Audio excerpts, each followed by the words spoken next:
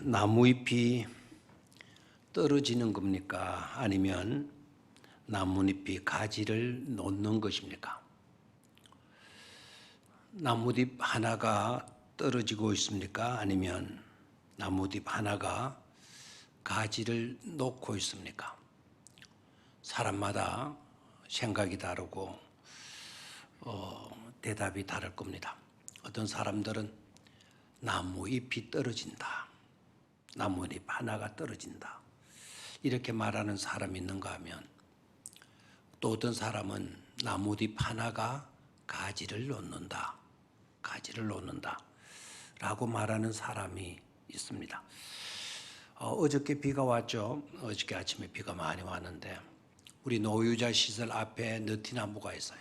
단풍이 지금 아주 예쁘게 물들어 있었는데, 어제 비도 내리고 바람도 세게 불고 하니까 그야말로 낙엽이 우수수무한다 그러죠. 떨어진다. 봄에는 벚꽃 꽃잎이 우수수 이렇게 흩날리고 떨어지듯이 이번에는 곱게 물든 나뭇잎들이 우수수 떨어지는 광경을 봤어요. 사람들마다 그걸 보면서도 느낌 달랐겠죠. 저렇게 때가 되니까 나뭇잎이 우수수 다 떨어지는구나. 그리고 삭막한 앙상한 가지만 남게 되겠구나. 언젠가 인생의 겨울도 오게 될 건데 우리 인생들도 우수수 저렇게 떨어지면서 어디론가 가게 되겠지, 떨어져 가게 되겠지 하는 생각을 가지는 분들도 있을 수 있어요. 다시 말하면 우수에 사로잡히는 그런 사람들도 있을 것입니다. 생각 때문에. 반면에 또 이렇게 생각하시는 분들도 있겠죠.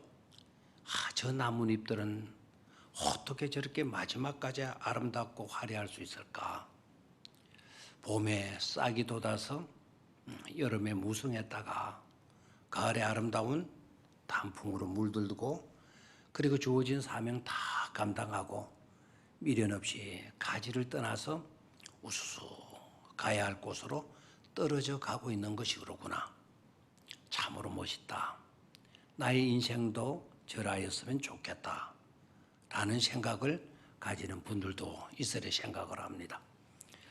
이분은 삶의 의미를 추구하며 살아가는 사람이겠죠. 앞에 사람은 우수의 사람이라 그런다면, 두 번째 사람은 삶의 참된 의미를 추구하며 살고자 했던 사람의 모습일 겁니다. 또 질문해 봅니다. 사과나무 있잖아요. 사과나무라서 사과 열매를 맺는 겁니까? 사과를 맺었기 때문에 사과나무이고 있습니까? 목사님 괴롭히지 마세요. 괜한 질문 가지고 이렇게 자꾸 헷갈리게 만들어서 샀습니까?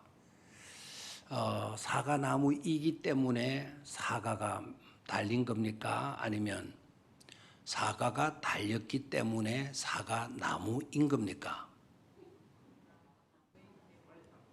또 여기도 대답이 갈릴 수가 있죠, 그죠? 사과나무이기 때문에 사과가 맺혔죠 주장하는 사람도 있을 거고, 반면에 사과가 열린 걸 보면 이 나무는 사과나무인 게 틀림이 없습니다, 이렇게 말하는 사람도 있을 겁니다. 그렇게 믿고 확신하는 사람도 있습니다. 둘 다 성경적이에요. 사과이기 때문에 이 나무는 결국에 가서는 뭐를 맺게 된다?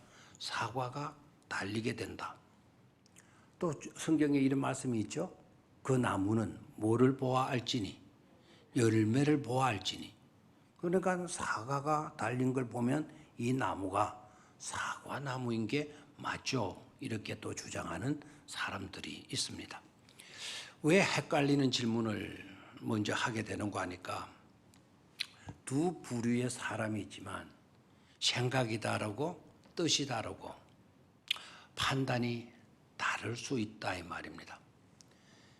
우리가 수없이 들어오던 이야기죠. 물병에 물이 요만큼 남아있다 합시다. 요만큼 남아있으면 어떤 사람들은 요만큼 남아있는 물병을 보고 뭐라고 생각하죠? 아이고, 물이 요것밖에 없네. 누가 이거 다 마셨어? 요것만 깨롱 남겨놓고 다 마셔버렸네. 이렇게 짜증스럽게 생각하는 사람이 있을 수가 있고요. 반면에 어떤 사람은 야, 다행이다. 내가 마실 한 모금 물이 남아있다니. 이만큼 물이 요만큼 남아있는 걸 보고 야, 다행이라고 여기고 내가 목을 적실 수 있겠구나. 아직도 이만큼의 물이 남아있구나라고 여기는 사람도 있죠. 똑같은 물이지만은 한 사람은 부정적으로 한 사람은 긍정적으로 보고 있습니다.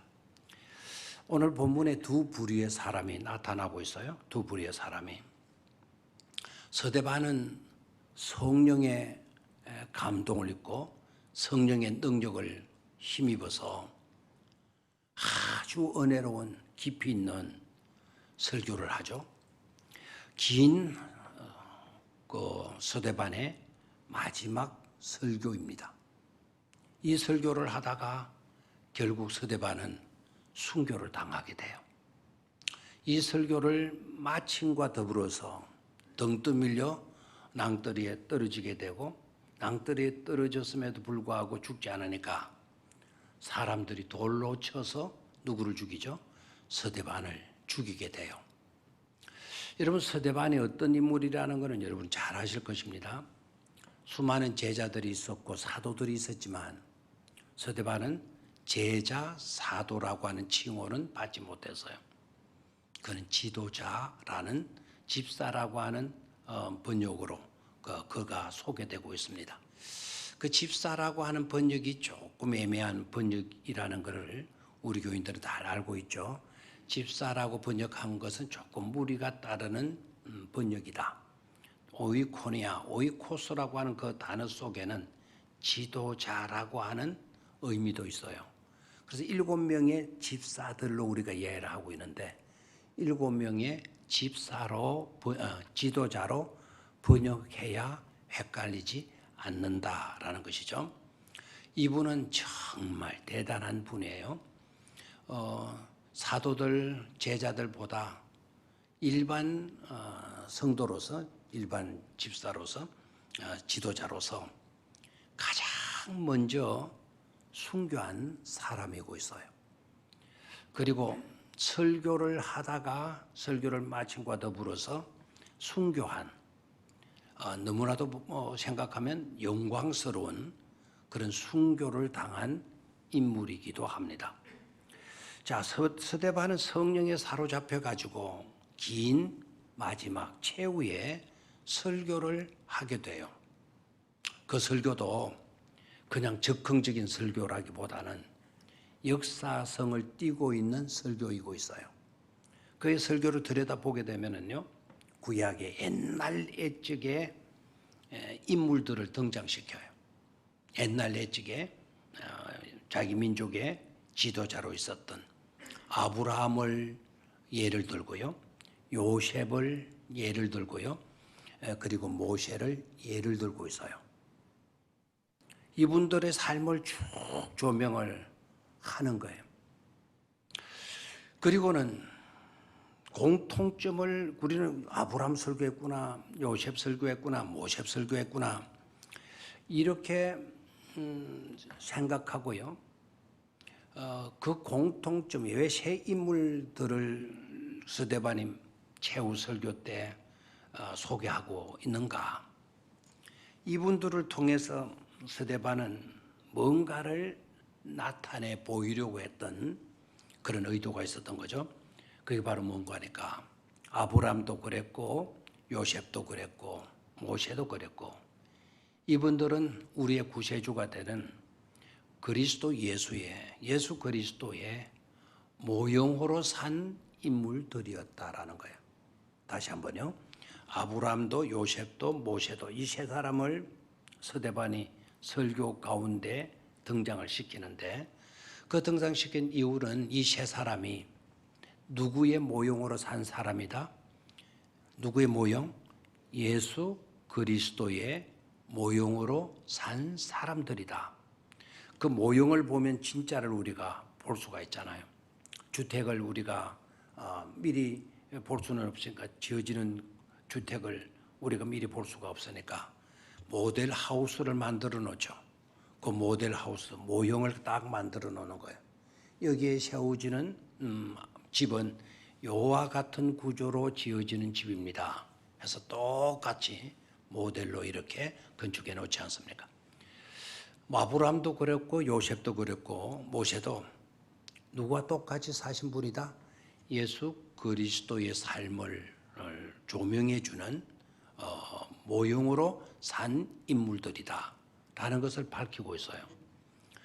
여기 공통점은 뭔가 하니까 아브라함도 그랬고 요셉도 그랬고 모세도 그랬고 이분들은요 이방인을 그 상대로 해서 이스라엘 민족을 태동시켰고 또 이방 민족에서 이스라엘 민족을 구출해내었고 그리고 수많은 백성들 가운데서 이스라엘 백성들이 하나님의 법도대로 살아갈 수 있도록 하나님의 계명을 받아서 전달해 준 그런 역할들을 한 사람들이다라는 것이죠. 자, 그러면 아브람도 이방 땅에 살고 있는 아브람을 하나님이 불러내어서 이스라엘 백성의 조상으로 삼으시죠. 믿음의 조상으로 삼으시잖아요. 요셉은 자기 가족들에게 무시를 당해가지고 팔려가가지고 이방 땅에 가서 인신매매 당해서 노예로 살다가 결국 총리 대신이 되고 총리가 되고 난 뒤에 기근에 빠져있던 자기 민족, 자기 가족을 다 구출해내고 그리고 고센 땅에 자기 가족들을 데리고 와서 이스라엘 민족이 되는 가문 한 가족에서 한 족장으로 가족의 이야기에서 이제는 민족의 이야기로 나아가잖아요. 이스라엘 국가, 이스라엘 민족으로 나아가는데 주역을 감당하지 않습니까?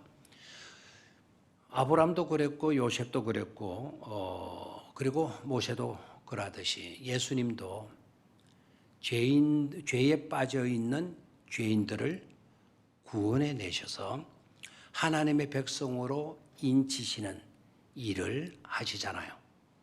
그러니까 아브라함도 요셉도 모세도 이방인을 상대로 해서 이스라엘 민족을 태동시키고 그들을 구원해내고 하나님의 백성으로 살아갈 법도를 가르쳐 주었듯이 예수님의 삶이 죄 가운데 빠지는 우리들 구원해 주시고 하나님의 백성으로 삼으시고 그리고 하나님의 법도를 따라서 믿음으로 살아갈 수 있도록 예수 그리스도가 우리에게 은혜를 베풀고 계시지 않습니까? 그래서 아브라함, 요셉 그리고 모세는 누구의 모형으로 산 사람들이다? 예수 그리스도의 모형으로 산 사람들이다 라는 것이죠. 깨닫게 됩니까? 자, 그런데 이 설교를 듣는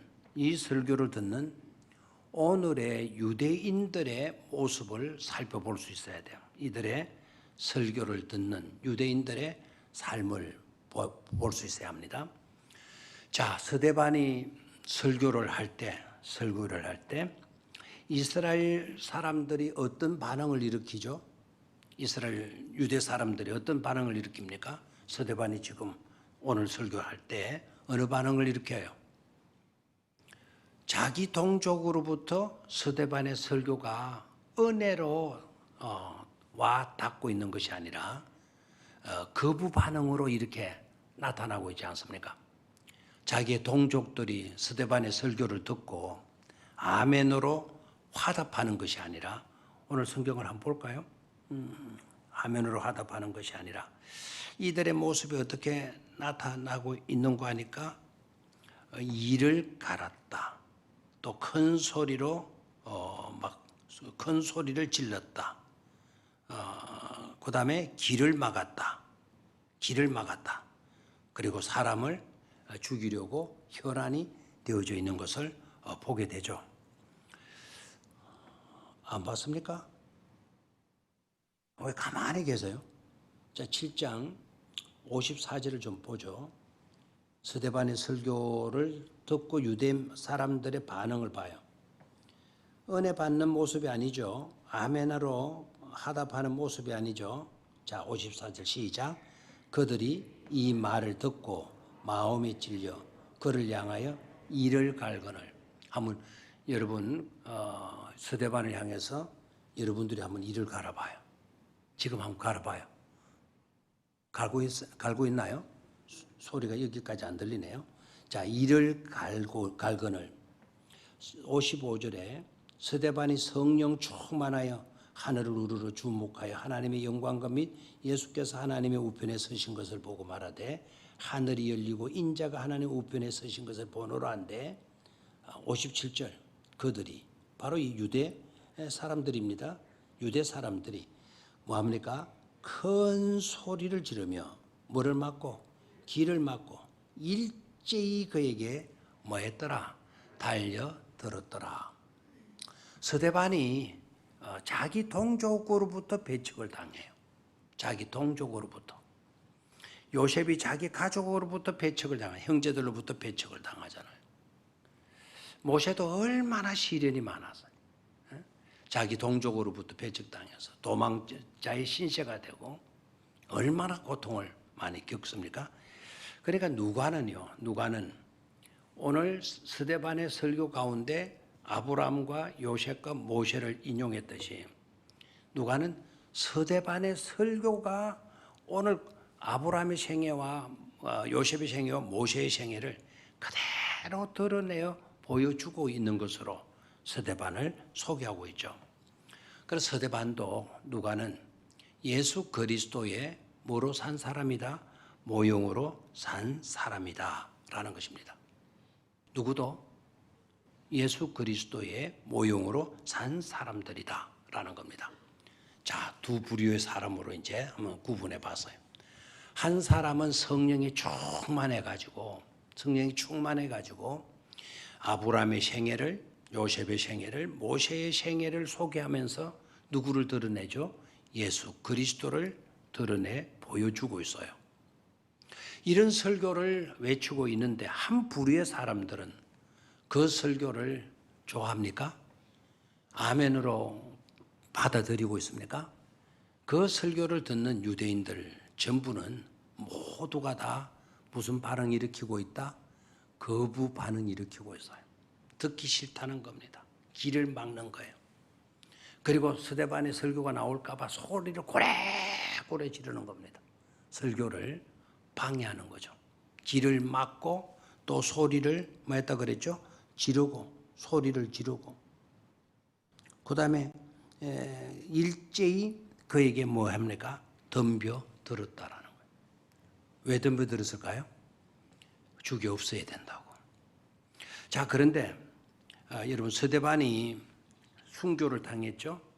누구로부터 순교당했죠? 로마 황제가 스데반을 죽이라고 명령했습니까?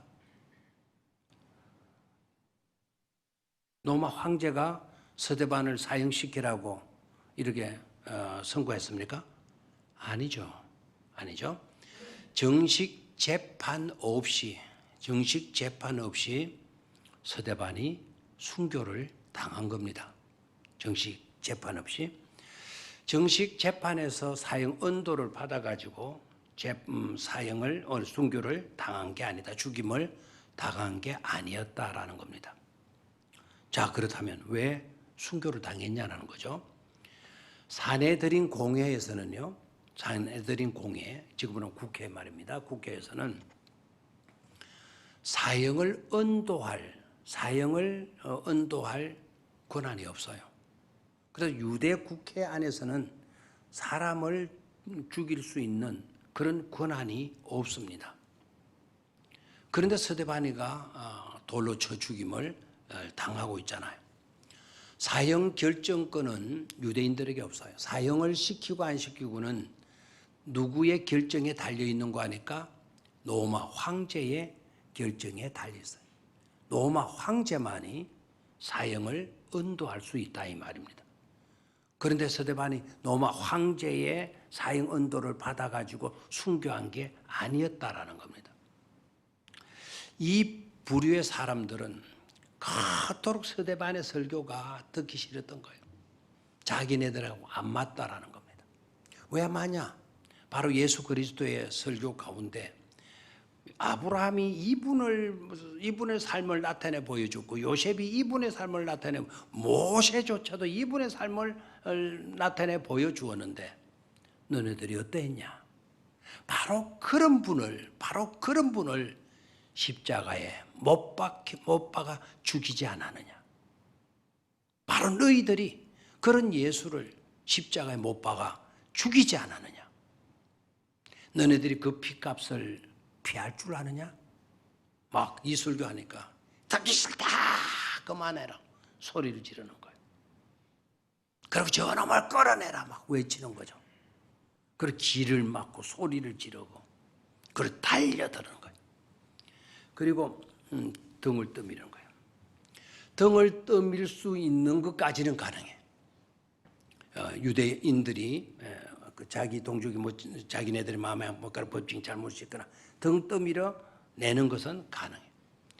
예수님도 나사렛 지역에 방문했을 때 나사렛 사람들이 어떻게 했죠? 예수님을 언덕으로 끌고 나가서 예수님을 그 언덕에서 뭐라고 그랬나요? 등 떠밀어 가지고 떨어뜨리려고 했죠. 그것까지는 유대인들이 할 수가 있는 거예요. 그래서 스데반도 죽이지는 못하니까 등 떠밀어 가지고 떨어지도록 만들어요. 자, 그래가지고 죽으면 그 죽음으로 끝내버리면 되는 거예요. 그런데 그래가지고도 죽지 아니하게 되면 어떻게 되죠? 그때는 돌로 쳐 죽이도 되는 거예요. 그게 레위기에도 나오고 신명기도 나와요. 하나님을 모독했거나 우상 숭배를 끝까지 고집하고 우상 숭배에 빠지고 있거나 하게 되면 자기네들 종교법상 갈래로 등 떠밀어서 내고, 그래도 안 죽으면 돌로 쳐 죽여도 된다라고 하는 법이 있어요.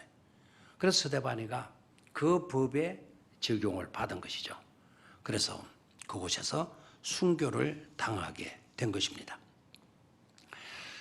스데반과 무리들, 그 유대인들의 차이점이 뭡니까? 군중들은 하나님의 말씀 앞에, 은혜로운 말씀 앞에, 들어야 할 하나님의 말씀 앞에 이들은 거부 반응을 보이고 있는 겁니다. 반면에 서대반은 하나님의 성령의 감동을 받아요. 하나님의 성령의 감동을 받고 그 다음에 하늘을 우러러 바라봅니다. 수많은 사람들이 자기를 거부하고 등 떠밀어서 낭떠러지에서 떨어지게 만들고, 그리고 낭떠러지에 떨어졌으니 머리도 터질 수가 있고 뼈도 부러질 수도 있지 않습니까? 그런 엄청난 고통 가운데 빠지게 만들고, 그러더라도 호흡이 붙어 있는 것을 알고 손에 돌을 쥐고 누구에게 던지게 되죠? 서대반에게 던지게 돼요. 자, 서대반의 모습은 우리가 육적인 눈으로 보게 되면 그 모습이 참 부럽게 보여요? 아니면 너무 고통스럽고 너무 안쓰럽고 너무 안타깝게 보여요? 너무 이거는 안타까운 모습 아닙니까? 자, 돌에 맞아서 머리가 터졌거나 얼굴에 돌에 맞아서 얼굴이 찢어졌거나 코피가 쏟거나 이렇게 했을 거예요. 멍들이 들었을 거고 혹불이 생겼을 거고 수많은 고통이 따랐을 것입니다. 그런데 그런 와중에 있으면서 서대반의 모습을 한번 눈여겨보시기를 바라요. 사도행전 7장 59절을 봅니다. 59절, 오늘 읽었던 끝절 다음에 59절이죠. 시작.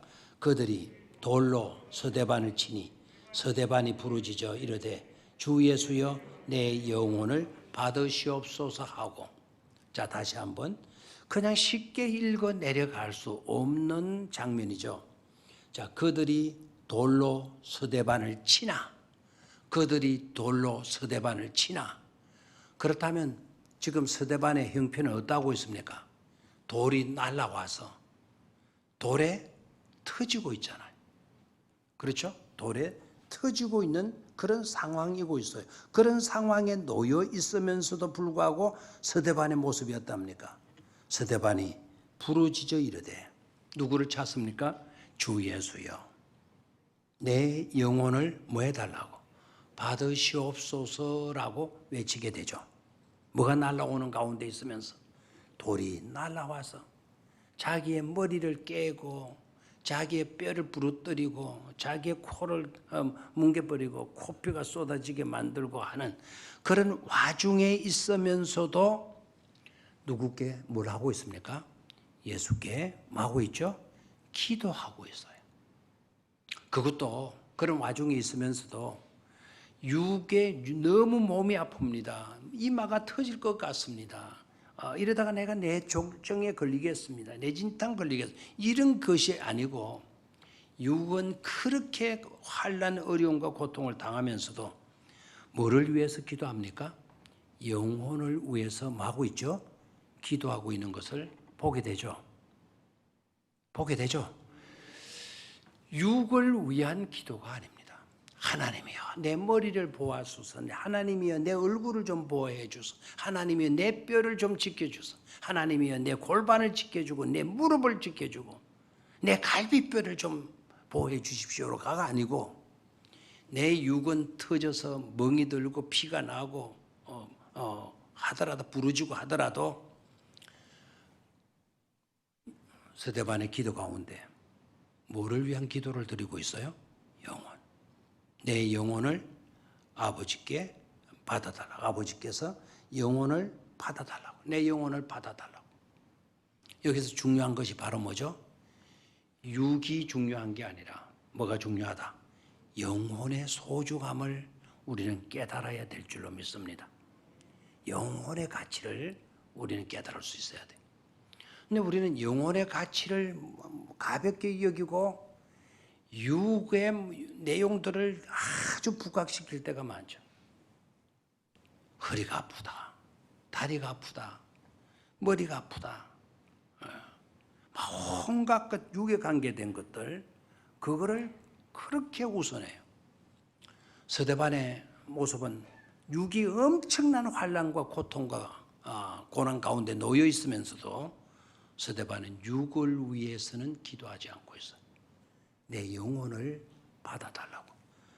영혼의 소중함을, 영혼의 무게를 중시 여기고 우리 주님께 기도하고 있는 것을 보게 됩니다. 자, 그리고 또 한번 볼까요? 자, 60절을 내려가서 봅니다. 60절 시작. 무릎을 꿇고 크게 불러 이르되 주여 이 죄를 그들에게 돌리지 마옵소서. 이 죄를 그들에게 마지 마옵소서. 돌리지 마옵소서라고 뭡니까? 기도합니다. 자기 영혼의 무게보다도 자기 영혼, 육보다는 영혼의 무게보다도 이제는 보면 자기를 죽이고 자기에게 돌을 던지고 자기를 향해 이를 갈고 큰 소리를 치고 야단법석을 하는 그 무리들을 위해서 뭐 하고 있습니까? 용서를 빌어주고 있는 것을 보게 되죠. 자, 스데반이 크게 불러 이르되 시작. 주여 이 죄를 시작. 주여 이 죄를 그들에게 돌리지 마옵소서. 아멘입니까? 자, 스데반의 차원 높은 믿음을 볼 수가 있죠. 그 믿음은 추상적인 믿음으로만 그치는 게 아니라 그 믿음에 의해서 아주 너무나 아름다운 그의 인품과 그의 인격성을 볼 수가 있어요. 자기를 괴롭히는 정도가 아닙니다. 해치는 정도가 아니라 자기를 지금 돌을 던져 죽이고 있는 그 사람들의 죄를 용서해 달라고 그가 누구께 기도하고 있죠? 예수님께 뭐 하고 있습니까? 기도하고 있는 것을 볼 수가 있지 않습니까? 아멘입니까? 우리는 이런 믿음을 좀 배워야 될 줄로 믿습니다. 남들보다 내가 더 잘하려고 하는 그것을 중시 여기지 말고 지난번보다 내가 더 나아지려고 노력하는 그런 우리가 되자고 지난 주일날 말씀을 드렸어요. 너보다 내가 잘해야지. 너보다 내가 더 뛰어나야지. 그렇게 되면 쟁으로 가야 돼. 항상 서로 싸움질만 해야 돼. 너를 끌어내려야 되니까. 그럼 상쟁이 될 수밖에 없어. 그러나 어제보다 오늘이, 작년보다 올해가, 올해보다 내년이 더 좋아지고 더 나아져야지. 그렇게 결단하고 그렇게 노력하며 살아가게 될 때 그런 삶에서는 아름다운 상생이 이루어지는 거예요. 서로 좋게 되고 서로 유익이 있어지게 되어지는 것이죠. 자, 오늘 스데반의 모습을 보게 되면은요, 육보다는 영혼의 무게중심을 비중을 더 크게 두고 있죠. 영혼의 비중을 두는 것으로 끝나지 않고 이제는 자기를 죽이고 있는, 자기를 돌을 던지고 자기가 설교할 때 길을 틀어막고 이를 갈고 있는 그 형편없는 사람들, 그야말로 자격 없는 너무 악질적인 사람들, 그런 사람들이지만 그런 사람들을 위해서 용서를 예수님께 빌고 있잖아요. 놀라워요, 안 놀라워요? 하고 보니까 누구 닮았다? 예수 그리스도를 닮았다 하는 것을 깨달을 수가 있죠. 예수님의 삶을 그대로 보여주고 있는 것을 보게 돼요. 그래서 누가가 이것을 그대로 기록하고 있는 거예요. 자, 그럼 한번 찾아볼까요? 예수님은 또 어떠했는가? 누가복음 23장 46절을 한번 찾아보죠. 누가복음 23장 46절. 누가복음 23장 46절. 누가복음은 누가 기록했죠? 누가복음 누가 기록했죠? 누가가 기록했죠. 사도행전은 누가 기록했죠? 사도행전 누가 기록했죠? 제가 다 해답을 말해줬는데요. 사도행전도 누가 기록했다? 누가가 기록했어요. 누가가. 자, 누가복음 23장 46절을 한번 볼까요? 누가복음 26장 46절 시작. 예수께서 큰 소리로 불러 이르시되 아버지여 내 영혼을 아버지 손에 부탁하나이다 하고, 예수님 지금 어느 상태에 놓여 있습니까? 십자가에 못 박힌 상태에 놓여 있어요. 양손에는 못이 박혔고 양발에도 대못이 박혔어요. 머리에는 가시멜 요관이 박혀 있고 옆구리에는 창자국에 찔려서 그 창끝이 폐까지 찔러 올라 심장까지 뚫고 들어가 있는 상태이지 않습니까? 하나님이여 내 머리에 씌워져 있는 이 가시멜 요관을 벗겨주십시오. 너무 괴롭습니다. 창자국 낸 옆구리가 쑤셔가지고 못 견디겠습니다. 여기 좀 만져주세요. 이런 기도가 아니었다라는 겁니다. 내 손에 못 박혀 있는 못을 제거해달라는 기도가 아니고 육을 위한 기도가 아니고 영혼을 누구께 부탁하나이다? 아버지 손에 부탁하나이다. 영혼의 무게를 두고 있는 것을 보죠. 자, 그 다음에 누가복음 23, 40절로 방금 몇 절을 읽었죠? 46절을 봤죠?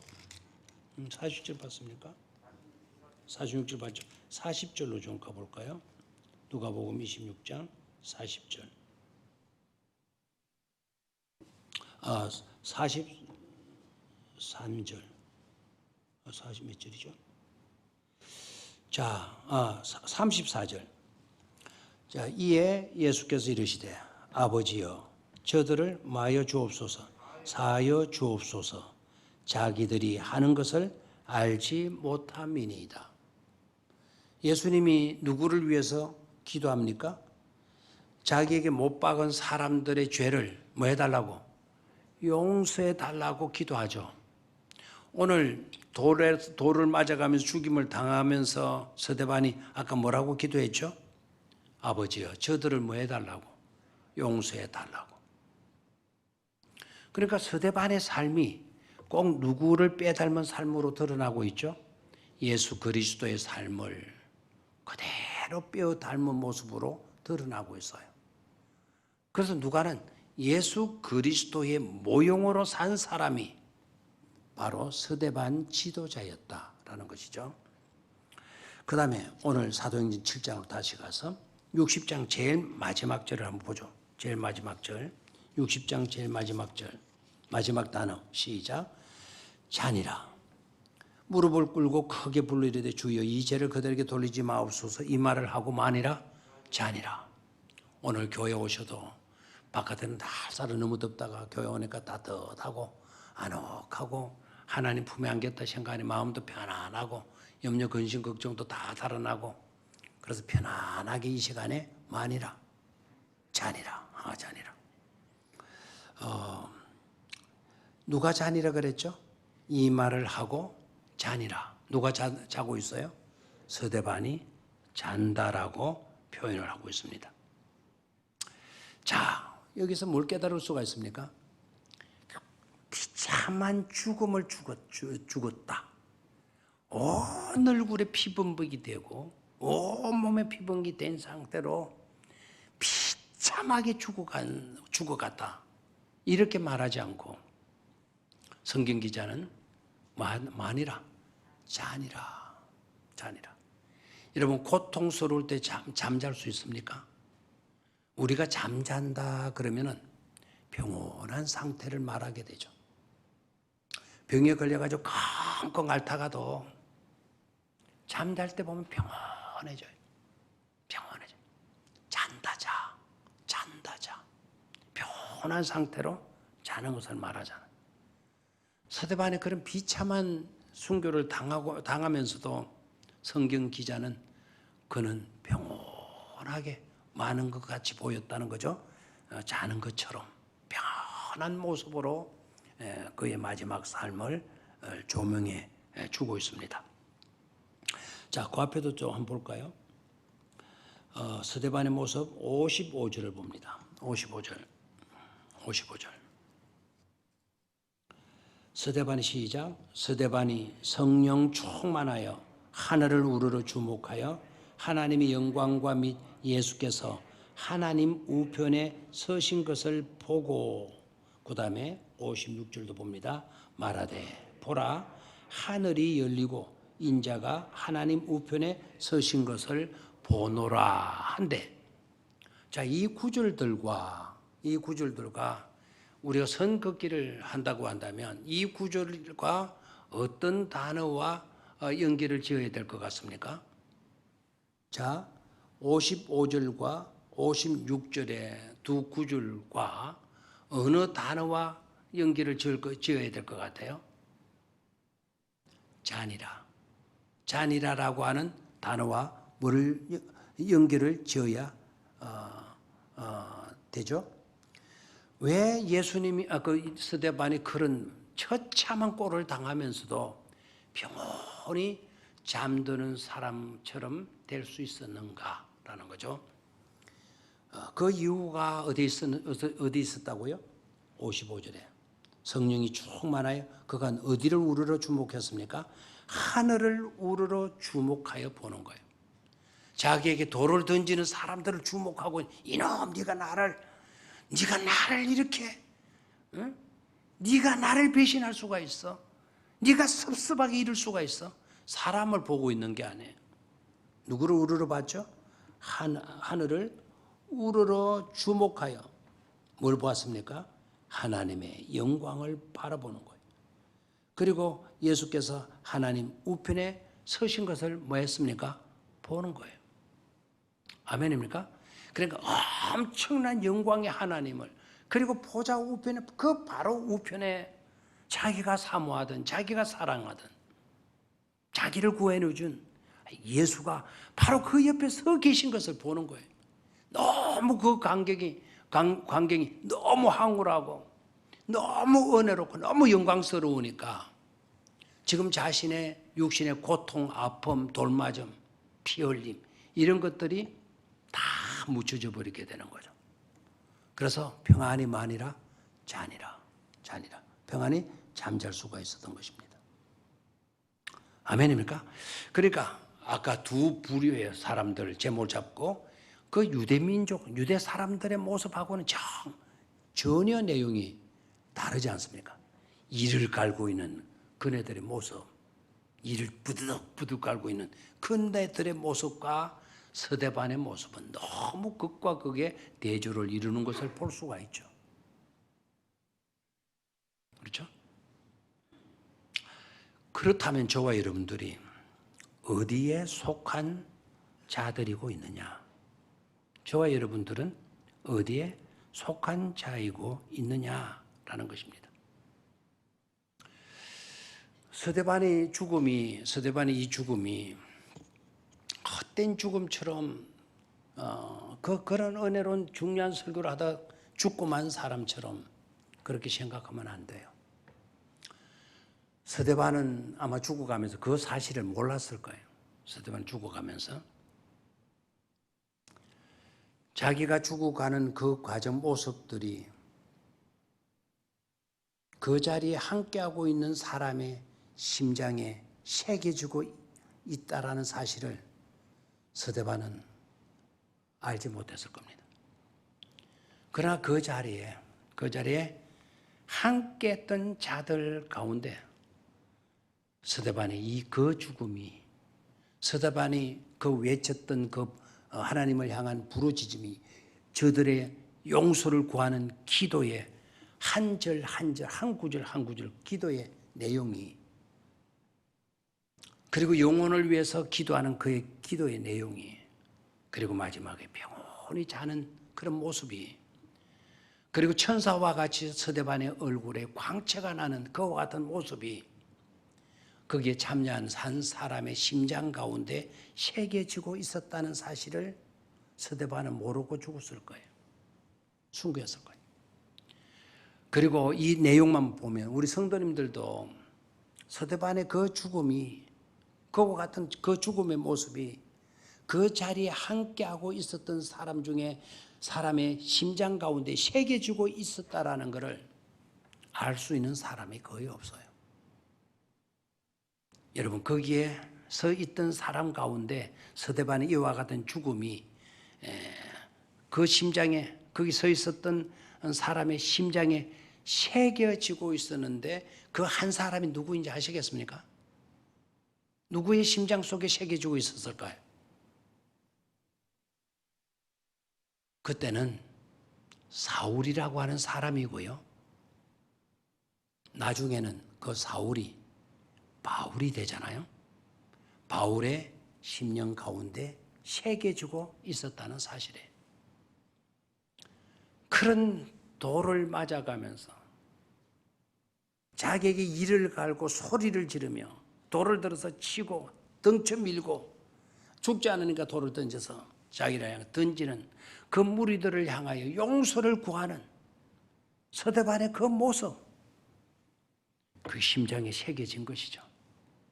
저들을 용서해달라고. 저들을 용서해달라고. 이야, 저분.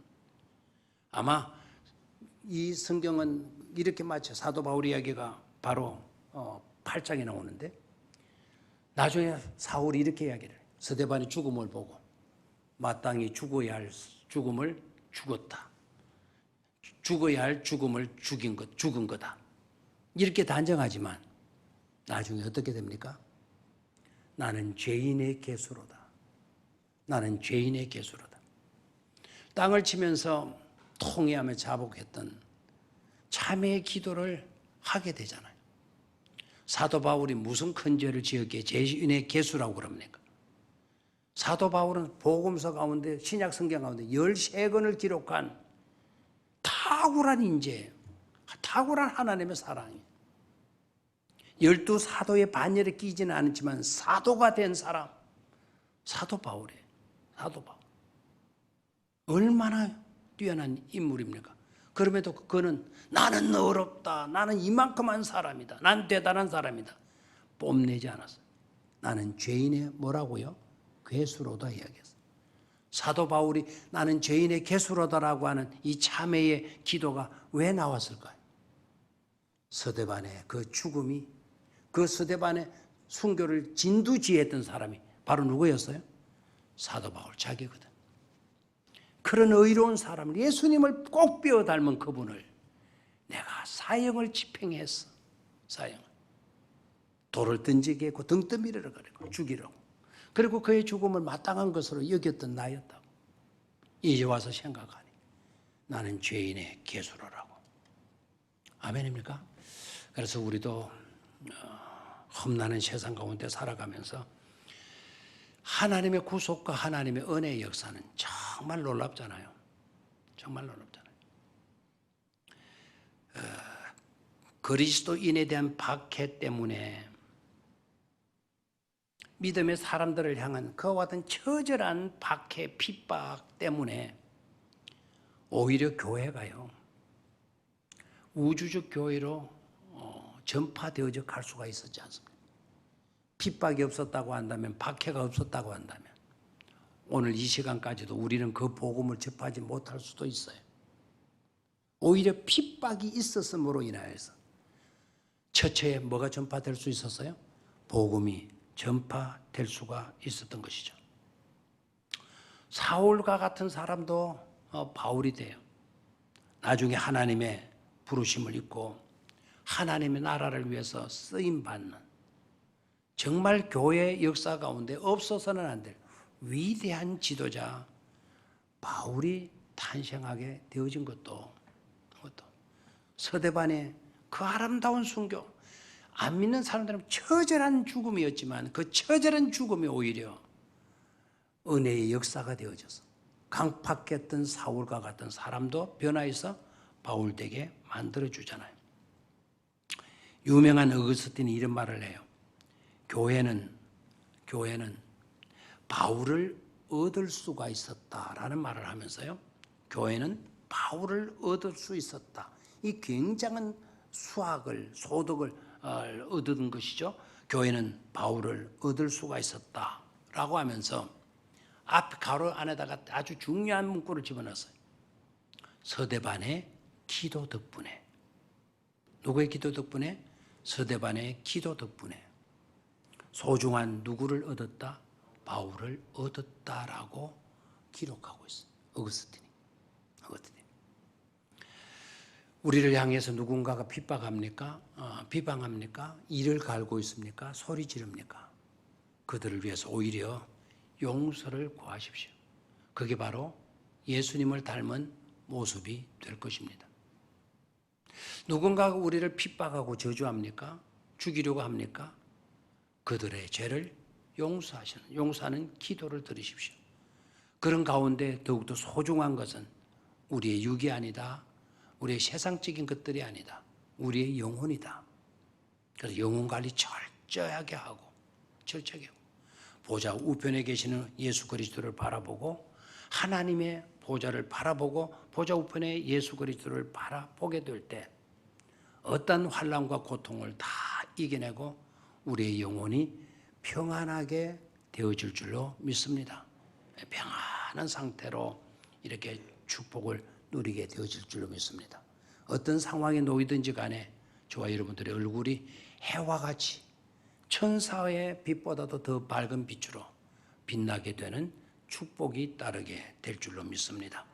그런 은혜가 오늘 주일 속에도 이렇게 주의 전에 나와서 예배하는 여러분들 가운데 늘 충만할 수 있기를 주의 이름으로 축원합니다.